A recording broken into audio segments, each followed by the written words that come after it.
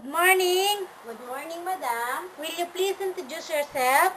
I'm Miriam Palitang. I'm 28 years old. I'm born-again Christian. I'm I'm married, widow. I'm presently residing at 48 Ilang-Ilang Street, San Carlos, Tayuman, Binangonan, Rizal. Tell me about your working I work as experience. a domestic helper to Mr. and Mrs. Judah Jim E. Cantoria since 2006 to 2008. Okay, thank you. What are your duties and responsibility as a domestic helper?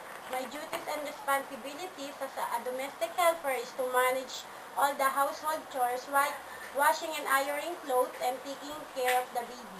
Okay, thank you. Do you know how to taking care of a newly born baby? Yes, Madam, I know how to take care of newborn baby by feeding milk formula every 3 to 4 hours and birth the baby every after feeding. Change diapers, send the baby to sleep by singing lullaby, giving vitamins, and the bad temperature, cleaning their feeding bottles. Okay, thank you. Can you sing a simple children's song? Yes, Madam, I can sing simple children's song like Jesus like a little children, all the children of the world.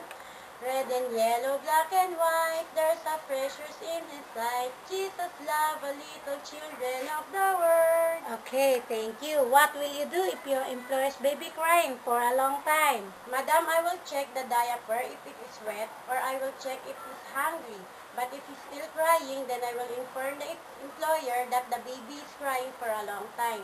Thank you. Are you willing to taking care of an elderly or an aged person? Yes, Madam, I am willing to take care of an elderly person, even if forbidden, since I still have my grandparents, so I can take care of the elderly like my grandparents by helping them with their needs, like giving their foods and vitamins. Okay, thank you. How would you handle a naughty children? How would you handle a naughty children? Madam, I will be very friendly and playful with them so I could get their attention.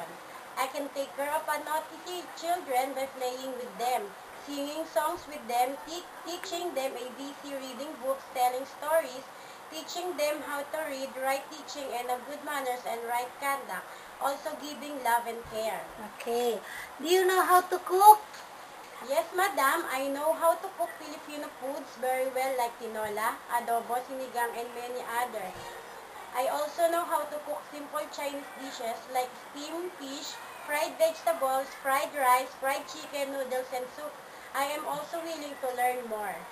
Can you operate electrical appliances? Yes, Madam, I know how to operate electric appliances like washing machine, vacuum cleaner, floor polisher, oven, toaster, microwave, and other.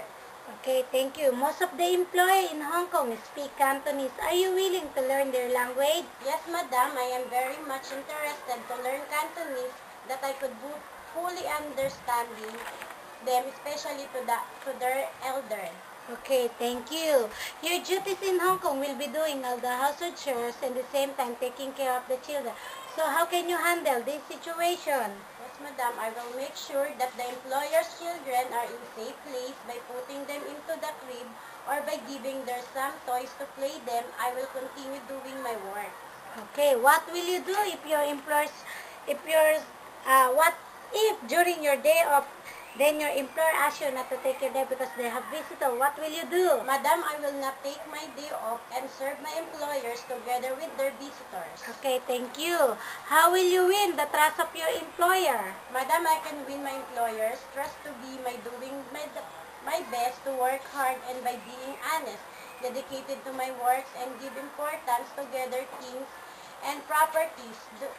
I will entrusted my past to my employer as way the employer trusted to their house, their children. Okay, thank you.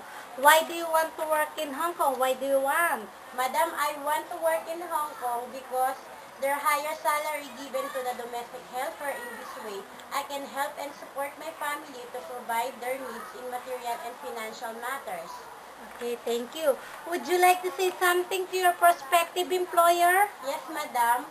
Sir, Madam, if you will give me an opportunity to work as your domestic helper, I promise that I will very hard be obedient and trustworthy, and I promise to finish my contract without causing any problem. Thank you and God bless.